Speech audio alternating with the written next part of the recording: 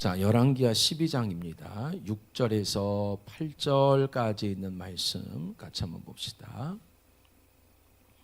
열왕기하 12장 6절에서 8절 같이 우리 소리내서 읽어볼게요. 자, 시작. 요아스의 왕 제22년에 이르도록 제사장들이 성전에 파손한 데를 수리하지 아니하였는지라. 요아스 왕이 대제사장 여호야다와 제사장들을 불러 이르되 너희가 어찌하여 성전에 파손한 데를 수리하지 아니하였느냐. 이제부터는 너희가 아는 사람에게서 은을 받지 말고 그들의 성전에 파손한 데를 위하여 드리게 하라. 제사장들은 다시는 백성에게 은을 받지도 아니하고 성전 파손한 것을 수리하지도 아니하기로 동의하니라. 아멘. 자, 오늘 말씀은 이렇습니다. 우리가 요아스라는 이 왕을 우리는 기억합니다. 지난주에도 우리가 열왕기하 13장을 통해서 함께 은혜를 받았죠. 하나님께서 남긴 자, 바로 남은 자의 대명사였어요. 그 남긴 자, 남은 자는 사실 예수 그리스도를 의미하고 또한 저와 여러분 또한 마지막 때에 하나님께서 남긴 자, 남은 자, 예수님께서는 끝까지 견디는 자라고 이야기를 합니다. 우리가 이제 다음 주 중에 보게 되겠지만 여러분 화요 가스펠 때 보게 되는군요. 우리가 화요일 여러분 성경을 보게 되어지면 하나님께서 요셉이 죽을 때에 그 요셉과 야곱이 죽는 그 장래의 행렬을 다시 요단 동편으로 끌고 갑니다. 지형의 모습으로 보면 애굽에 있던 요셉이나 야곱이 죽으면 가나안 땅으로 가는 길은 직선길이에요. 근데 하나님께서 삥 돌아서 다시 요단 동편으로 들어가게 해요.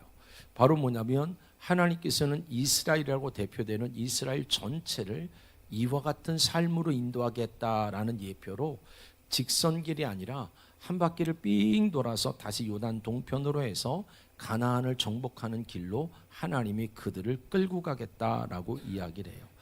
요아스라고 여러분 대표되어지는 예수 그리스도의 모델은 바로 우리 인생들이 살아내야 될 삶이기도 합니다.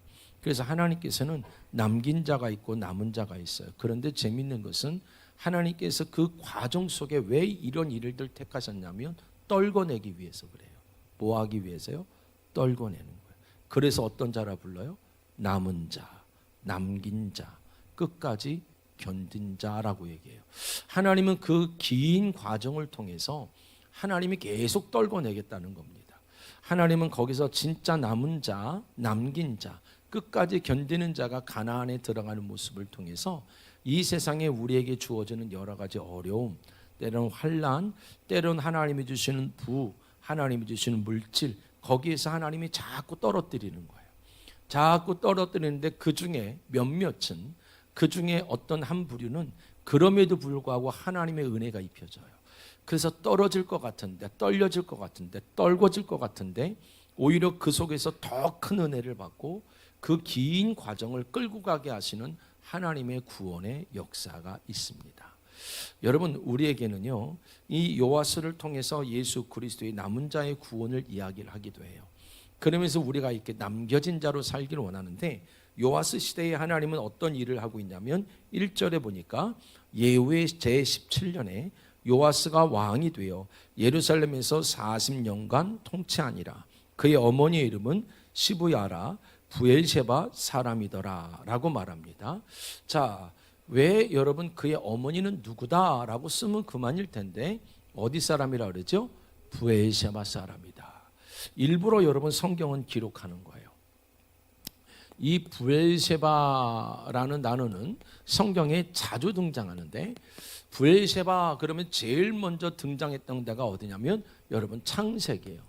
창세기 여러분 21장에 보면 그랄 왕 아비멜렉과 여러분 아브라함이 약속을 맺은 땅이 바로 이 부엘셰바입니다.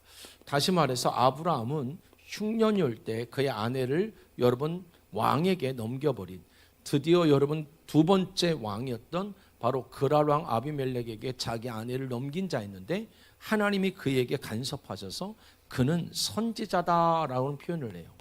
아브라함을 선지자다라고 얘기하면서 그의 아내를 취하면 너와 너의 가족이 망할 뿐만 아니라 그 지역의 모든 백성들, 그 성읍에 있는 모든 자들이 태문을 닫을 것이다 라고 하나님이 혼을 내시지요.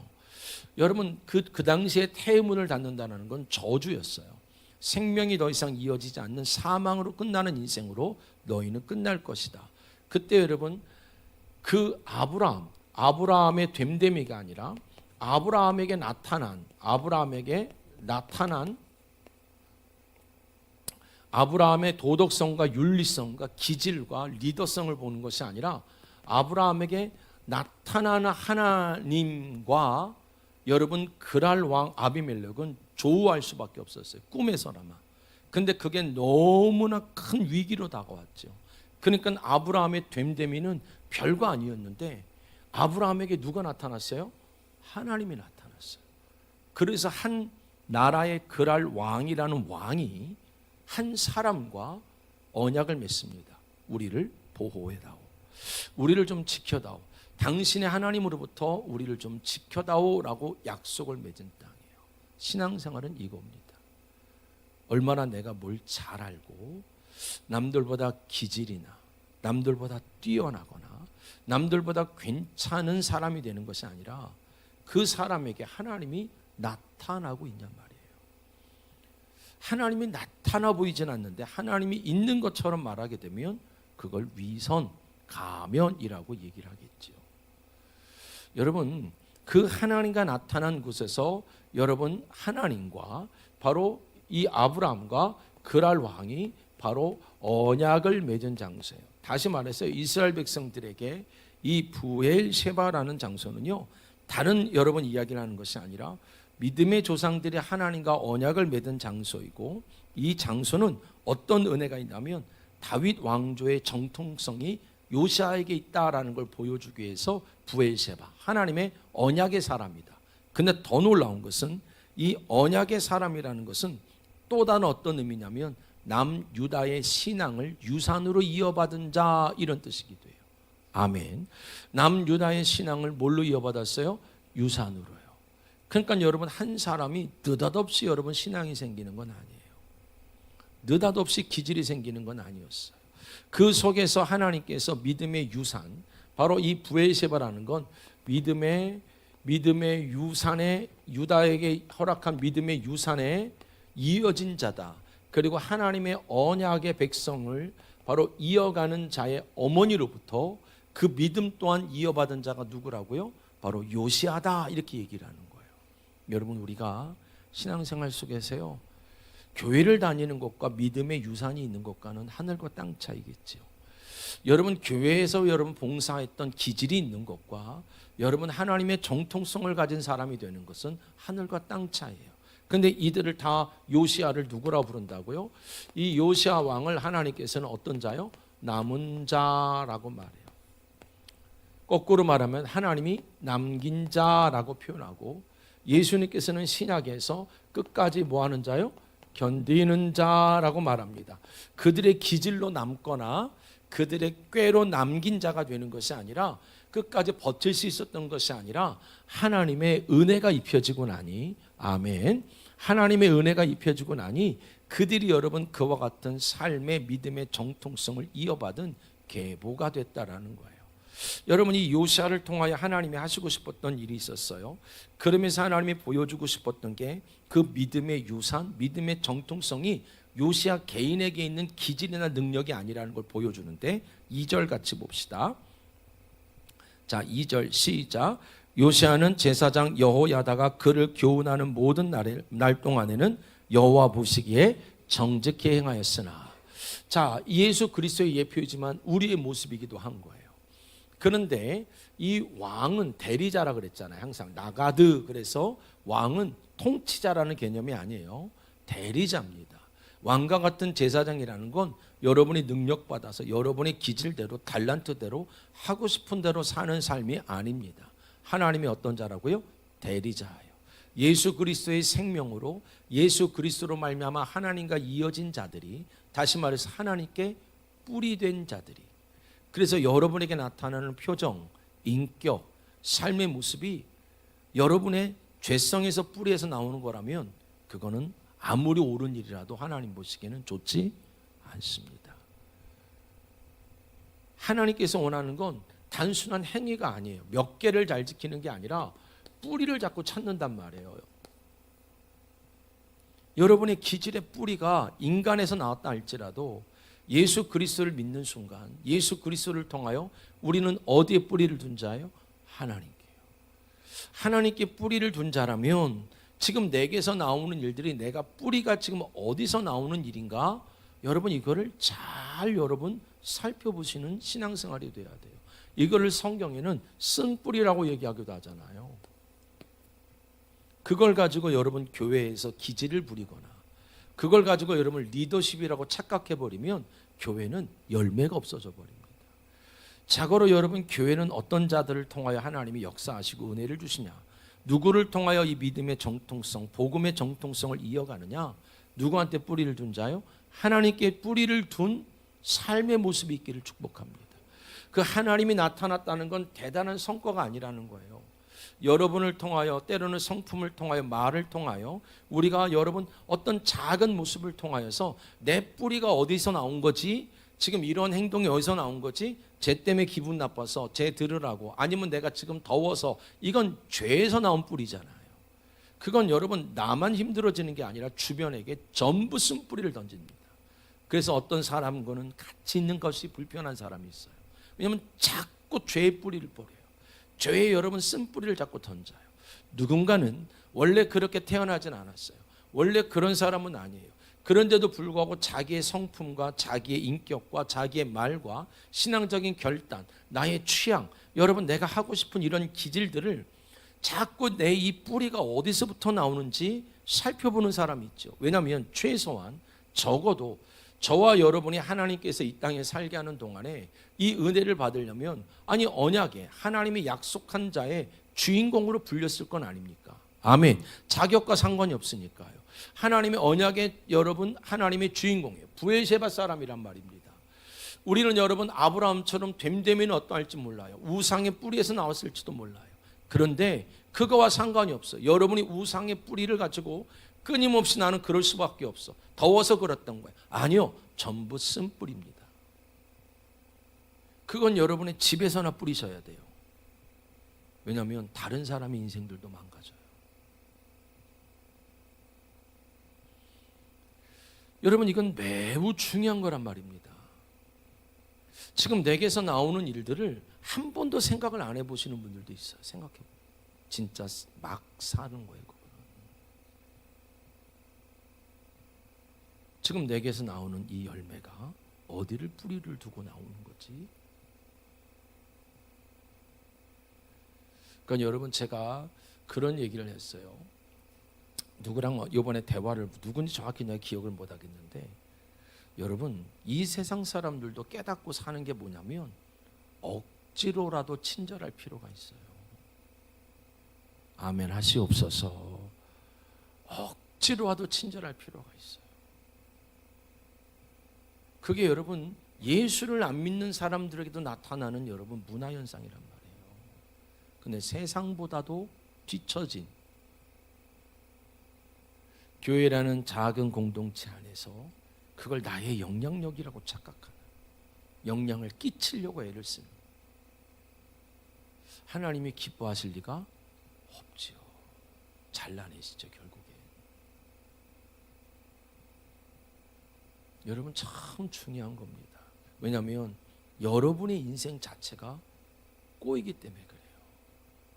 왜 그러냐면 성경 몇 개만 찾아봅시다. 제가 이거를 훈련시키려고 그러는데 훈련시킬 자들이 있어서 훈련을 시키려고 하는 중이었는데 자, 말 나온 김에 여러분도 한번 해보실 수 있는 분들은 해보셨으면 좋겠어요. 이사야서 59장 1절 보세요.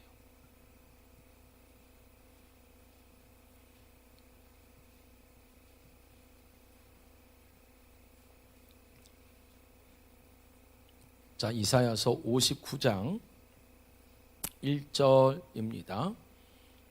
자, 같이 한번 읽어볼까요? 자, 시작. 여호와의 손이 짧아 구원하지 못하심도 아니요 귀가 드나요 듣지 못하심도 아니다 라고 말해요.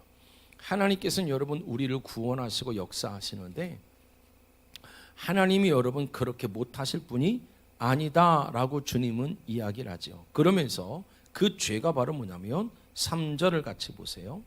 자, 3절 자, 같이 한번 봅시다. 자, 시작. 이는 너희 손이 피해 너희 손가락이 죄악에 더러워졌으며 너희 입술은 거짓을 말하며 너희 혀는 악독을 행함이라. 너희가 어디서 뿌리를 둔 말을 자꾸 하는 거야? 어디서 뿌리를 낸 이야기를 자꾸 하는 거야? 라고 얘기를 하잖아요. 자, 사무엘하 23장 2절 봅시다.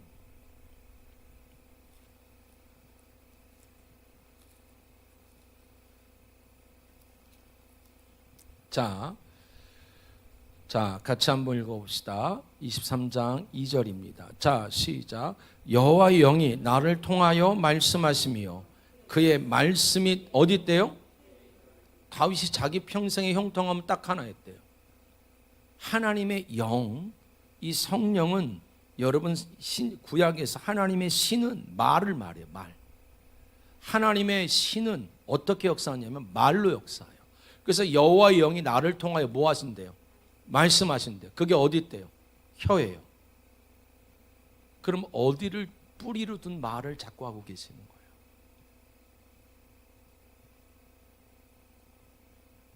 최소한 믿음의 말은 할 수 있어야 돼요.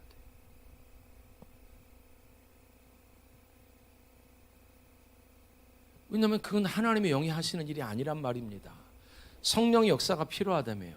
하나님의 일들이 필요하다며요. 근데 사단은 교묘하게요, 내 집에, 내 형제들 속에, 내 삶 속에 쓴뿌리를 뿌려내야 성령의 역사가 방해받거든. 성령이 기운이 아니라니까요. 그래서 1절 보세요. 1절. 자, 시작. 이는 다윗의 마지막 말이라 이새의 아들 다윗이 말하며 높이 세워진 자 야곱의 하나님께로부터 뭘 받은 자? 기름 부음을 받은 자. 성령의 기름 부음이라는 건 쓰러지는 게 아니에요. 성령의 기름 부음은 지금 뭘로 나타난다고요? 말로 나타납니다. 아멘. 성령의 기름 부음을 이 시대가 너무 이상하게 해석하는 거예요. 왜냐하면 그래서 요한일서 2장에도 여러분 기름 부음을 분명히 말씀 그리스도라고 얘기하는데도 자꾸 느낌으로 누군가가 혼탁시키는 거예요. 여러분, 이 은혜가 우리 가운데 있기를 주님의 이름으로 축원드렸어요. 스가랴서 4장 6절 보세요. 자, 스가랴서 4장 6절. 자, 같이 한번 읽어볼까요? 스가랴서 4장 6절입니다. 스가랴서 4장 6절. 자, 같이 한번 봅시다. 시작. 그가 내게 대답하여 이르되 여호와께서 스룹바벨에게 하신 말씀이 이러하니라. 만군의 여호와께서 말씀하시되 이는 힘으로 되지 아니하며 능력으로 되지 아니하고 오직 나의 영으로 되느니라. 자, 예전에는 이 성경을 오직 나의 신으로 되느니라 이렇게 얘기했어요. 그러면 하나님의 영으로 된다는 건 신으로 된다는 게 무슨 말이냐면 요한복음 10장 35절. 자, 같이 한번 읽어봅시다. 시작. 성경은 패하지 못하나니 하나님의 말씀을 받은 사람들 뭐라 그래요? 그렇지요. 여러분이 받은 말씀으로 말할 수 있는 힘을 길러야 돼요. 쓴뿌리에서 자꾸 내뱉어서 되던 일도 안 되게 하지 말고 기분 따라 내뱉어서 여러분 다른 사람의 인생까지 꼬이게 하지 말고 여러분이 최소한 뭘 해야 돼요? 하나님의 영으로 하나님의 신으로 역사해야 되는데 하나님의 신이 바로 누구냐면 하나님의 뭘 받은 자? 말씀을 받은 자래요. 말씀을 받았다라는 건 그러면 여러분에게 기분 나쁜 상황이 있어요. 때로는 두려운 상황이 있어요. 그러면 뭘로 말해야 돼요? 받은 말로 이야기를 해야 되는데 어머머머머 어떻게 이건 기도를 왜 하는지 모를 정도인 거예요. 에잇 XX 내가 하는 말 들어 너네. 이거는요 온 사방에 쓴뿌리를 던지는 거예요.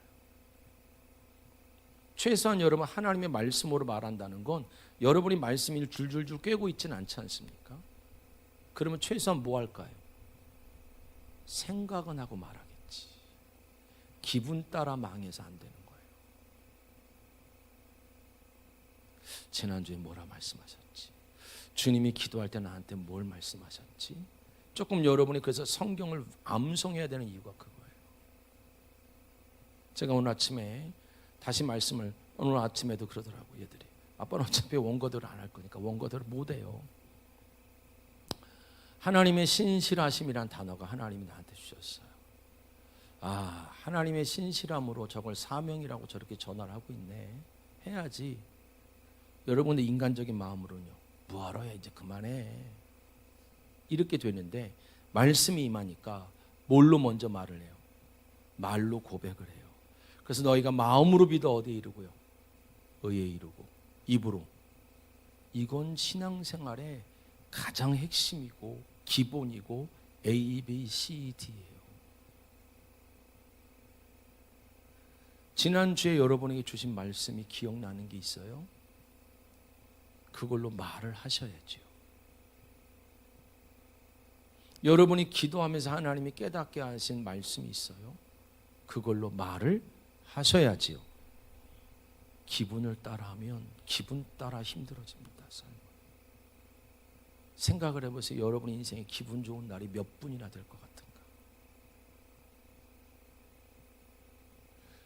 믿음이라는 건 그런 거예요. 신앙생활이라는 건 그런 거예요. 하나님의 말씀을 받은 자들이 신이래요. 자, 안 될 것 같아요. 저 사람이 안 바뀔 것 같아요. 그런데 하나님께서 저한테 주신 감동이 있어요. 여러분, 제가 은사적인 부분도 나중에 가르쳐 드린다고 했던 데가 있는데, 그런 거예요. 은사는요, 능력이 아니에요. 믿음이란 말입니다. 자기가 말을 아는데 무슨 기도에서 응답이 와요? 자기가 여러분 믿어져서 말을 해야 되는데, 현상이 그렇다 할지라도 믿어져서 얘기를 해야 되는데, 믿어지지 않는 말을 하면서 기도를 따로 한다니까 그 기도가 힘이 없으니까 기도하러 나오는 게 고역 같고, 나오지 않는 걸 자꾸 책망하면 짜증이 나고, 그래도 억지로 나오면 졸리기만 한 거예요. 여러분, 기도는 여러분의 말이었습니다. 어디다 뿌리를 두고 말할 거냐는 거예요. 힘으로 되지 않아요. 능으로 되지 않아요. 어떤 것으로 되지 않아요. 근데 여호와의 신으로 된대요. 근데 그 신이란 단어가 시편 84편에 보면 하나님의 자녀들을 신이라고 부른단 말이에요. 근데 하나님의 자녀들은 감정이나 상황에 놓고 여러분 말을 하는 자들이 아니라 믿어지는 걸 가지고 말을 하는 거예요. 어떤 상황에도 믿어지는 걸 가지고 말할 수 있고, 기분을 따라 상태에 따라 여러분이 변명하기 바빴다는 것은, 거짓말하기 바쁘다는 것은 거짓의 영 때문에 그런 거예요. 그런데 누군가는 거기에 반응을 안 하는 거예요. 아무리 거짓을 얘기하고, 아무리 애둘러 얘기하고, 아무리 지 기분대로 이야기를 해도 나는 그 쓴뿌리를 한 톨도 받아들이지 않기를 작정한 사람이니까. 왜요? 내 인생은 행복해지고 싶거든요. 내가 그 사람처럼 기분 나쁜 채로 살고 싶진 않거든요. 내가 그 사람처럼 짜증내서 살고 싶진 않거든요. 하나도 안 궤포해요. 언제 웃는 모습을 볼 수가 없어요. 여러분, 신앙생활은 마음으로 믿어지는 게 있어야 돼요. 믿어지는 걸 말로 하셔야 돼요. 자꾸 말을 한다는 건 여러분이 즉각적으로 여러분의 감정이나 기분대로 말하질 않기 시작합니다. 최소한 여러분이 하나님이 주신 은혜가 여러분에게 걸러지기를 축복합니다. 그걸 말하는 거예요. 아무리 그렇다 할지라도, 아무리 어떤 것들이 방해한다 할지라도 여러분이 기억되는 말씀들이 있거든. 오늘 여러분 신실하심이 저는 믿어졌거든요. 에무나라는 단어를 써요. 아, 그 신실한 자들을 통하여서 아무리 많은 사람들이 쓴뿌리를 뿌려도 하나님의 성전은 회복되겠네. 저는 누군가가 상처받았다고 얘기를 하고 누군가가 힘들었다고 이야기를 해도 저는 믿습니다. 왜냐하면 그 사람은 그 사람의 몫이고 그 가정의 몫이고, 저는 거기에 영향을 받질 않을 거거든요.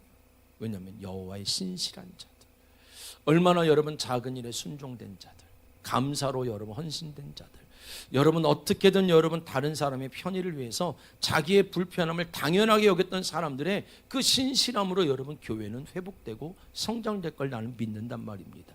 그 사람의 인생은 그 사람의 인생이에요. 항상 기분이 나빴었고, 항상 짜증이 많았었고, 항상 불평이 많았어요.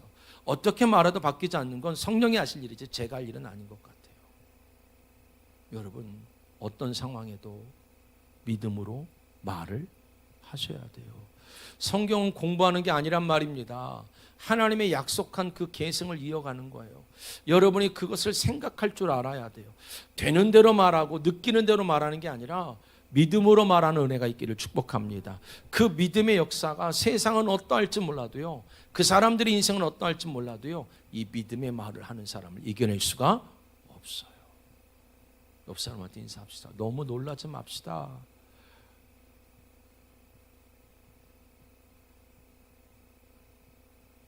너무 좀 놀라지 말고 옆 사람한테 좀 얘기합시다. 너무 짜증 좀 내지 맙시다. 옆 사람한테 당신이 리더하세요. 그래. 알겠습니다. 당신이 다 알아서 하세요. 그냥 그래요. 그 얼마나 편해.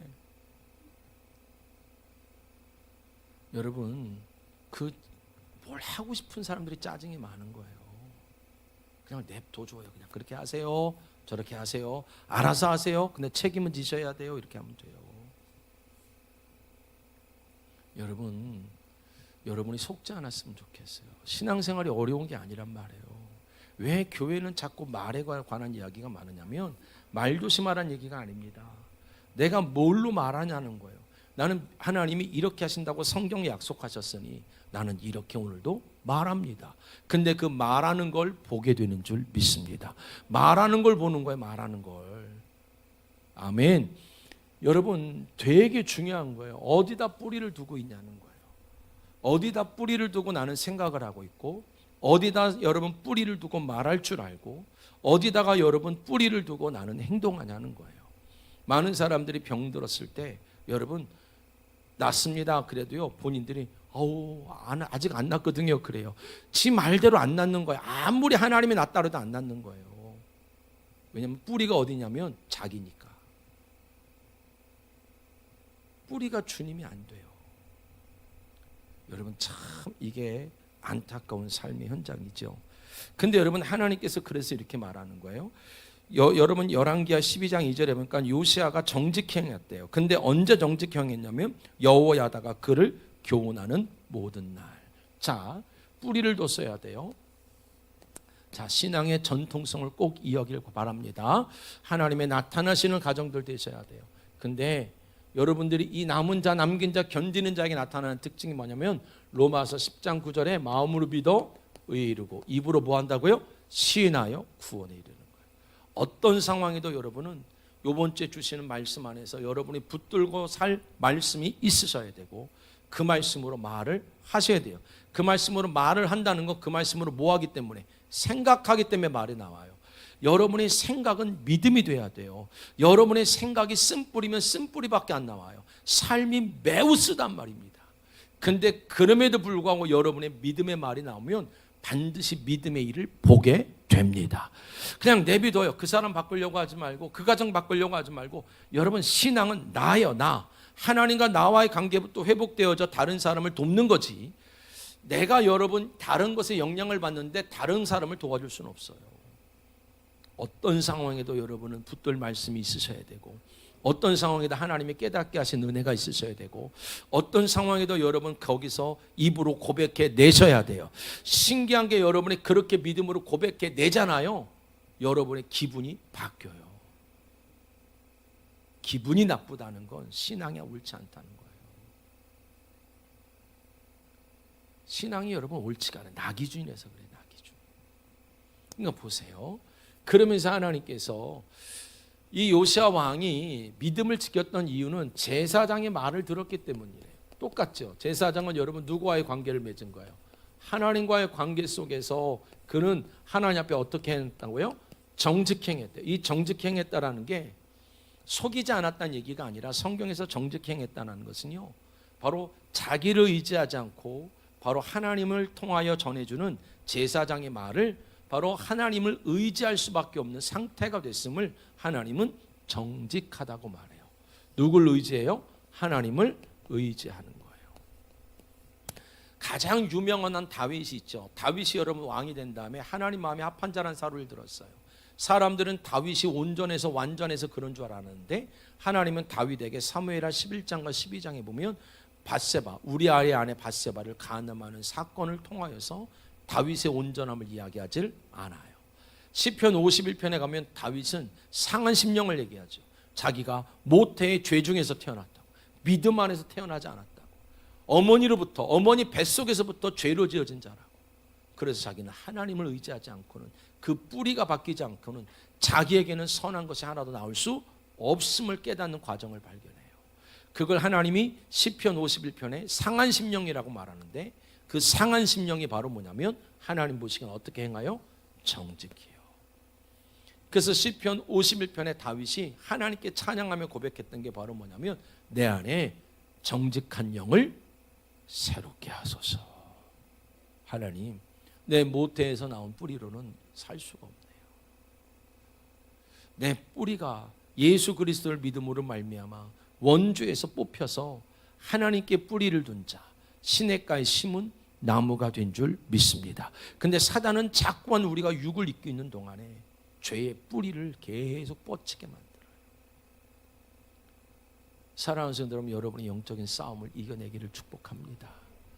잘 버티셔야 돼요. 여러분이 입으로 반드시 믿음의 말을 이야기하실 수 있어야 돼요.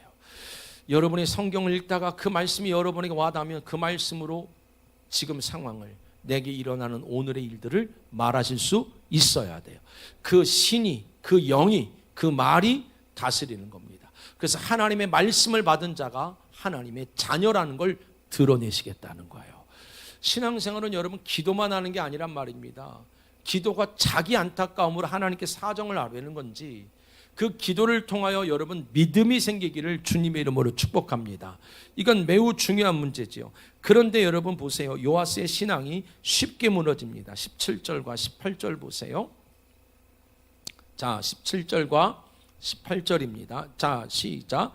그때에 아람 왕 하사엘이 올라와서 가드를 쳐서 점령하고 예루살렘을 향하여 올라오고자 하므로 유다 왕 요아스가 그의 조상들 유다 왕 여호사밧과 요람과 아하시아가 구별하게 드린 모든 성물과 자기가 구별하여 드린 성물과 여호와의 성전 곳간에서 왕궁에 있는 금을 다 가져다가 아람 왕 하사엘에게 보냈더니 하사엘이 예루살렘에서 떠나갔더라. 그의 약함은요 한순간 무너졌어요. 신앙은 하나님께 뿌리를 두는 훈련을 하는 거예요. 그분을 의지하는 훈련을 하는 거예요. 그분을 통하여 생각할 줄 알고 그분을 통하여 말할 줄 아는 훈련을 하는 거예요. 근데 여러분 아람 왕이 딱 쳐들어왔더니요 자기가 구별하여 드린 성물을 다 드렸대요. 그냥 여러분 금은을 드렸다는 게 아니라 구별하여 드려진 성물은요 하나님께 구별되어 드려진 것으로, 하나님께 구별되어 드려진 것이라는 거잖아요. 하나님께 구별하여 드려진 온전한 분은 예수 그리스도 한 분뿐이 없어요. 다시 말해서 나와 여러분 안에 있는 신앙의 곡간을, 믿음의 곡간을 말로 다 뱉어버리는 거예요. 지켜내야 될 믿음이 있는데요, 지켜내야 될 여러분 마음과 생각이 있는데요, 순식간에 다 털려버리는 거예요. 히브리서 8장 10절 같이 봅시다.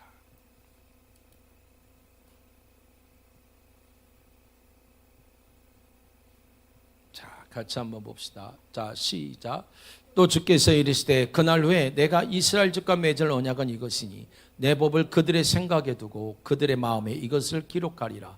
나는 그들에게 하나님이 되고 그들은 내게. 이게 새 언약이었단 말이에요. 생각할 수 있고 그 마음을 다스림 받을 수 있었단 말이에요. 그래서 그 생각하는 걸 자꾸 입으로 선포할 때 여호와의 신이, 여호와의 영이 힘으로 능으로 되지 않지만 여호와의 영으로 되는 줄 믿습니다. 근데 자꾸만요 하나님을 부린다라는 개념으로 기도하시는 분들이 있는 거예요. 아니요, 하나님이 주신 이미 여러분에게 구별하여 여러분 안에, 여러분이라는 성전 안에 지금까지 채워진 믿음으로 말을 하셔야 돼요. 믿음으로 생각을 하셔야 돼요. 믿음으로 기도를 하셔야지 문제를 가지고 기도하는 게 아니란 말입니다.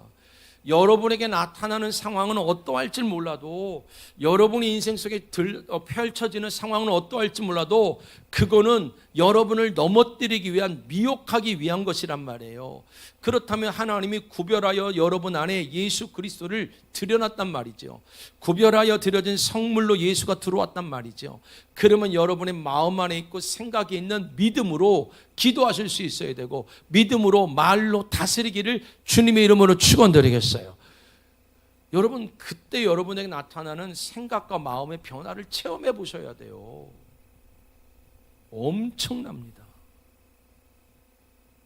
근데 여러분, 자기는 문제를 가지고 울고 있고 다른 사람한테 자기 평안을 위해서 기도하려면 말이 되냐고. 평안이 안 오지요. 자기 안에 이미 다 털려버렸는데. 근데 이런 일이 왜 벌어졌냐는 거예요. 하나님은 요아스도 예수 그리스도의 예표로 등장한 왕이고 하나님이 남긴 자지만, 그가 하나님을 의지하고 하나님께, 여러분, 자기의 뿌리를 하나님께 두는 훈련과 연습을 하지 않을 때는요, 우리 인생은 너무너무 쉽게 그 성전이 허물어지는 삶을 살아내더라는 겁니다. 믿음은 주일날 하루 은혜 받는다고 믿음이라 말할 수 없어요. 진짜 믿음의 실제는 여러분의 남은 6일이 믿음이어야 돼요. 그때 되는 대로 이야기하고, 그때 되는 대로 성질을 다 부리고, 그 6일을 그렇게 살던 사람이 주일날 교회에 오니 그걸 여러분 깨는 바가지를 막을 수 없듯이 그걸 감출 수 있겠냐 말입니다. 여러분, 이건 매우 소중한 문제예요. 왜 그러냐면, 자 보세요. 자, 오늘 같이 봅시다. 5절 같이 봅시다. 5절이 오늘 말씀의 가장 큰 핵심입니다. 5절. 자, 같이 한번 읽어봅시다. 시작. 제사장들이 각각 아는 자들에게 받아들여 성전의 어느 곳이든지 파손된 것을 보고선 그것으로 수리하려 하였으나. 오늘 말씀의 요절과 같은 구절이에요. 요아스 왕이 회복을 위해서 제일 먼저 한 게 바로 뭐였냐면, 여러분, 성전의 어느 곳이든지 파손된 것을 보고선 그것으로 뭐 하라고요? 수리하래요. 여러분, 되게 중요한 얘기예요. 왜 그러냐면, 언제까지 여러분 이 일들이 여러분 이렇게 방치가 되었냐면, 여러분 20여 년 동안 성전의 수리가 방치되어져 있었어요. 자, 보세요. 우리가 여러분 같이 봅시다. 여기서 파손됐다라는 단어는요, 베레크 하바이트라고 말씀. 하가 그, 바이트가 성전이에요. 그 성전이 베레크란 말을 쓰는데 무슨 뜻이냐면 틈이 나다, 균열이 생기다, 갈라지다, 이런 뜻이에요.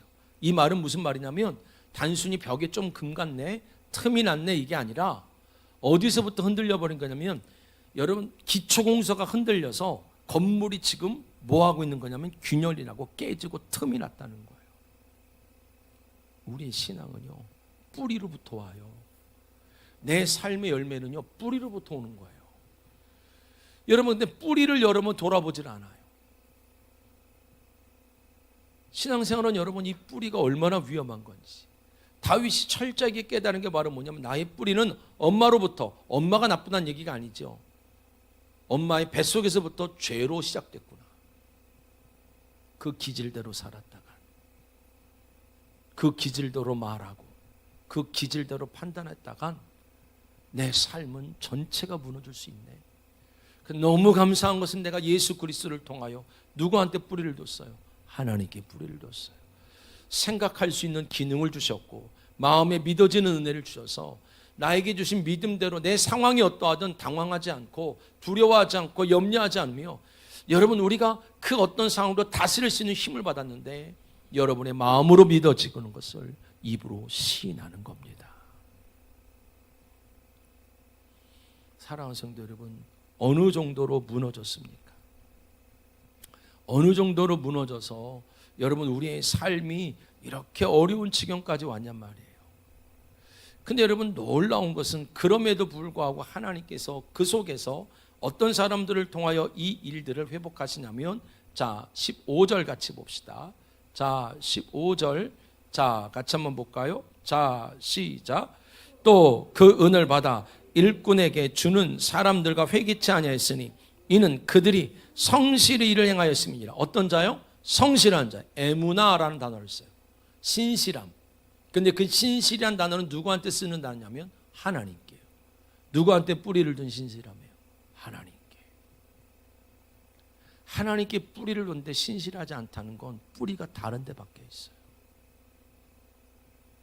하나님의 사람들은 누구나 성실했단 말입니다. 하나님의 사람들은 누구나 한결같았어요.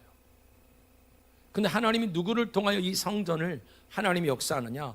나중에 보겠지만 역대상 보세요. 8장 28절.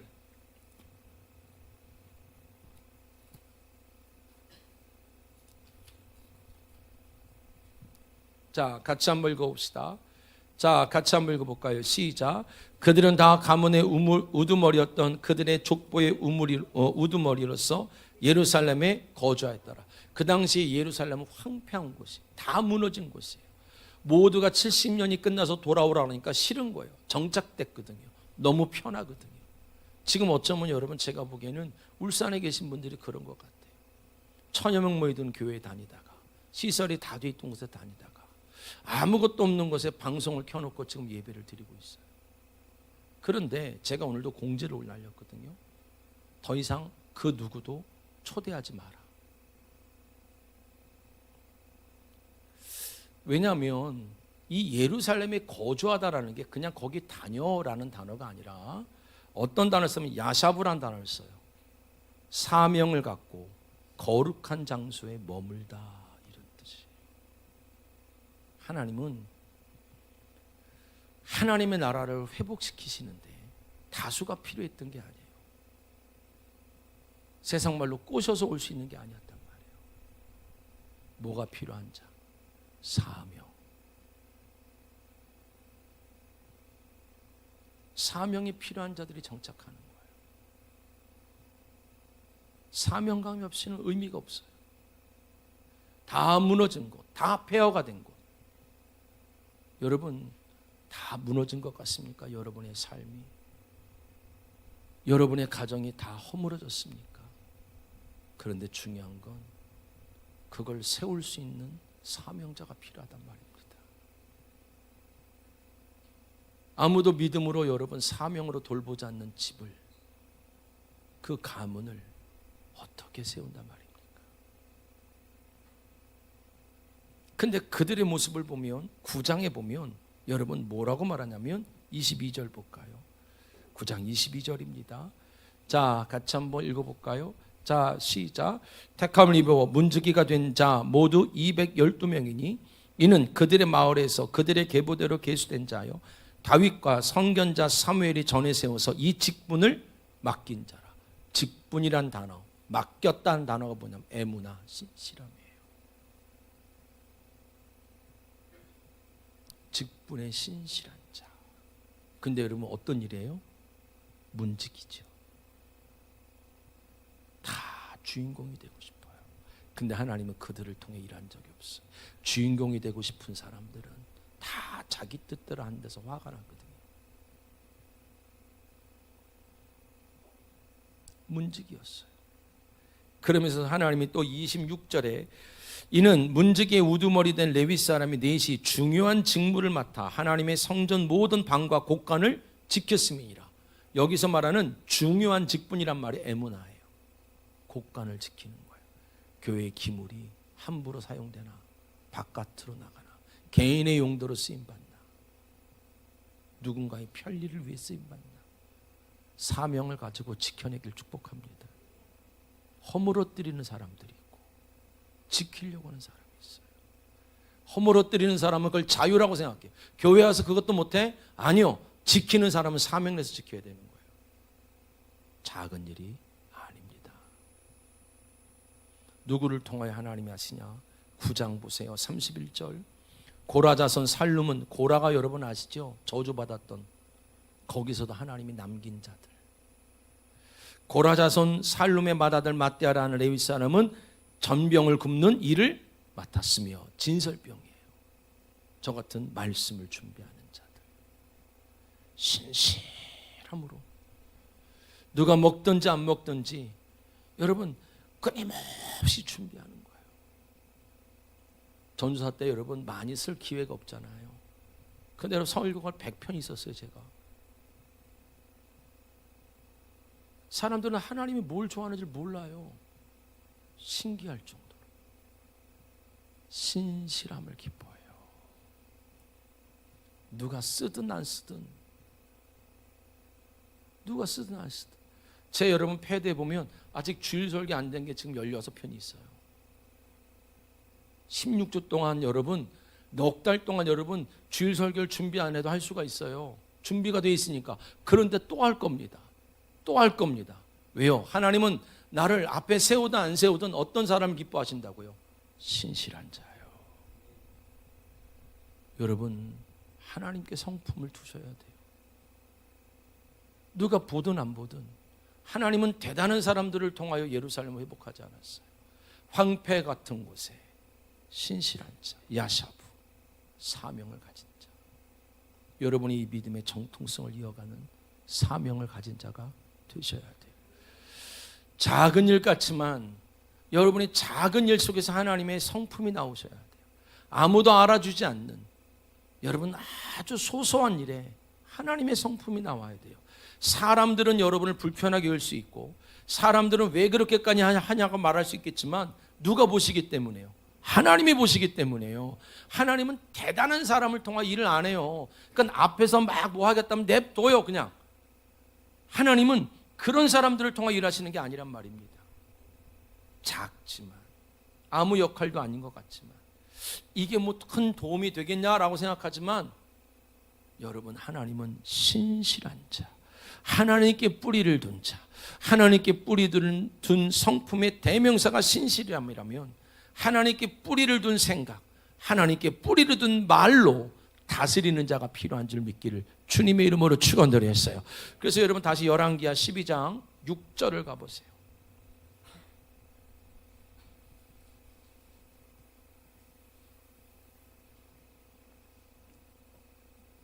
자, 같이 한번 읽어볼까요? 자, 시작.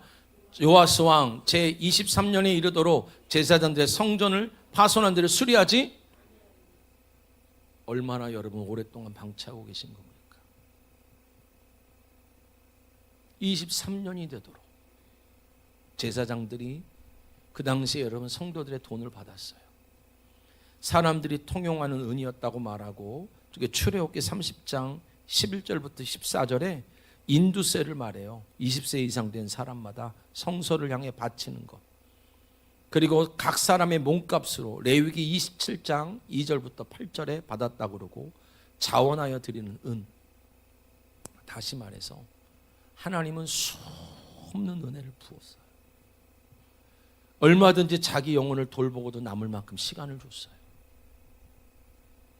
저에게 여러분 많은 제가 집회를 가면 늘 하는 간증이 있어요. 저에게 최고 영성이 언제였을까? 막 개척했을 때입니다. 성도 하나도 없을 때. 노트로 그 당시에는 패드 같은 게 없었으니까 노트로 설교가 4권 5권 준비되어 있고요. 나중에는 못 읽어요. 하도 덧붙인 게 많아서. 암송 카드가 7권이 있었고요. 그때가 저에게는 가장 충만했어요. 여러분, 어쩌면 하나님께서 우리에게 시간을 줘요. 시간이 많아서 죄를 짓는 사람이 있고, 하나님이 인두세, 때로는 자원하여 드리는 예물, 때로는 각 사람의 몸값으로 드리는 은금, 수많은 형제들을 통하여, 이웃을 통하여, 사업장을 통하여 기도할 때 됐다. 하나님께 충만할 때 됐다. 네 영혼을 돌볼 시간이 됐다라고 수없이 공급해줘도 방치가 돼버려서 내 삶이 다 균열되고 무너지기 직전의 삶을 살아가는 사람도 있는 거예요. 하나님은 또 시간을 주실 겁니다. 형제를 통해서 돈도 주실 것이고 사업장을 통해서도 주실 것이고 남편을 통해서도 주실 것이고 그러면서 우리한테 거꾸로 물어보는 겁니다. 또 방치할래? 다 무너질 때까지 근데 여러분, 요아스라는 왕은 그렇지 않았어요. 놀라운 일을 합니다. 9절 같이 봅시다. 자, 9절. 자, 같이 봅시다. 시작. 제사장 여호야다가 한 궤를 가져다가 그것에 뚜껑에 구멍을 뚫어 여호와의 전문 어기 오른쪽 곧 제단 옆에 두매 여호와의 성전에 가져오는 모든 은을 다 문을 지키는 제사장들이 그 궤에, 그치요, 이제는 직접 하나님과 대면할 수 있는 시간을 줬어요. 언약궤는 원래 지성소 안에 있어야 되는데 왕이 끄집어낸 거예요. 너희가 하나님과 대면해라. 그 헌금함이 단순한 돈이 아니죠. 여러분, 마가복음 12장에 보게 되지만 한 여자가 뭘 집어넣었죠? 자기 생활비에 전부. 생활비라는 게 돈이 아니라 성경 원어는 그대로 뭐라고 쓰냐면 생활 방식이라는 뜻을 써요. 생각하는 방식, 말하는 방식, 내 성품의 방식을 누가 앞에 집어넣는 거예요? 하나님 앞에. 사랑하는 성도 여러분, 말씀을 마치겠습니다. 얼마나 오랜 세월 속에 나를 사람들이 힘들어하지 않을까. 나는 편하다고 하지만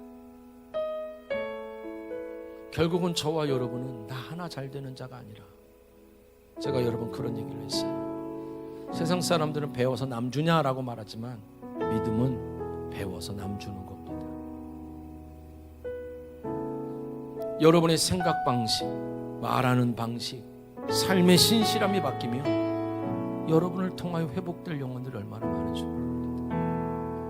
몇 년 동안 방치되셨습니까? 얼마를 공급해도 방치하시겠습니까? 얼마가 시간을 더 주셔야 하나님이 사방을 막아놓고, 다 막아놓고, 제가 여러분 성도가 없으니까, 신방할 데가 없으니까 다 막혔잖아요. 근데 영적으로는 가장 충만한 시간을 줬어요. 그 많은 시간 속에 하나님을 원망하시겠습니까? 아니면 많은 시간 속에서도 또 하나님을 피하시겠습니까? 여러분의 영혼을 돌보시기를 축복합니다. 방치하시면 안 됩니다. 여러분의 삶의 방식을 주님께 드리십시오. 여러분의 말의 방식을 주님께 드리십시오.